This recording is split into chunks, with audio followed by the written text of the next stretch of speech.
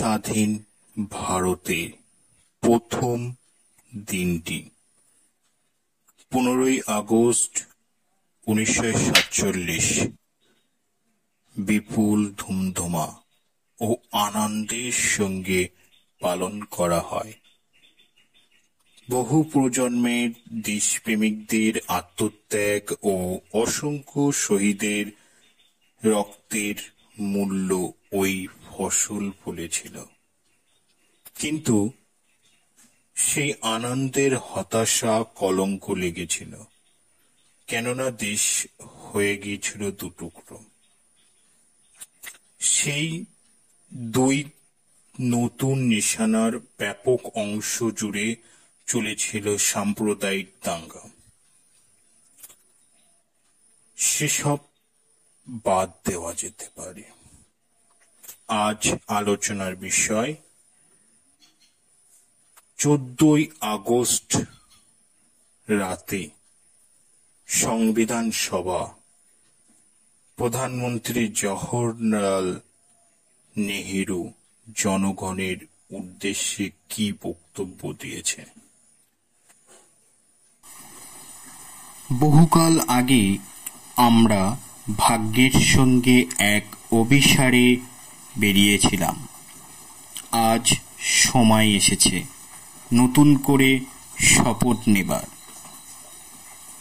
আজ মধ্যরাত্রে ঘণ্টা যখন বাজবে, সারা বিশ্ব যখন নিদ্রামগ্ন, তখন ভারতবর্ষ জীবন ও স্বাধীনতা নিয়ে জেগে উঠবে।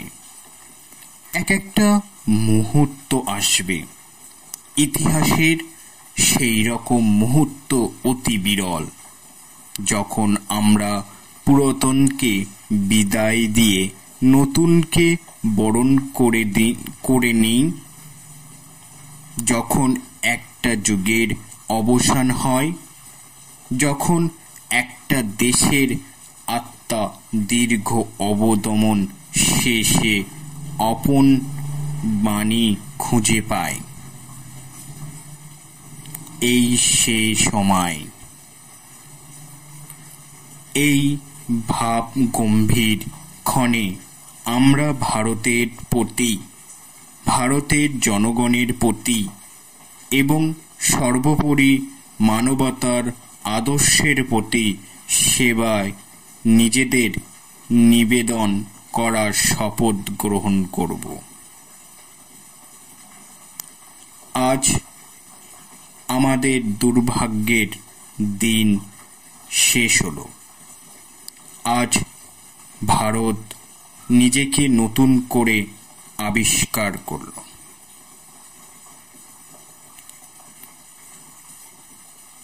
এটাই ছিল জওহরলাল নেহেরুর বক্তৃতা 14ই আগস্ট রাতে সংবিধান সভায় এক স্মরণীয় ভাষণে।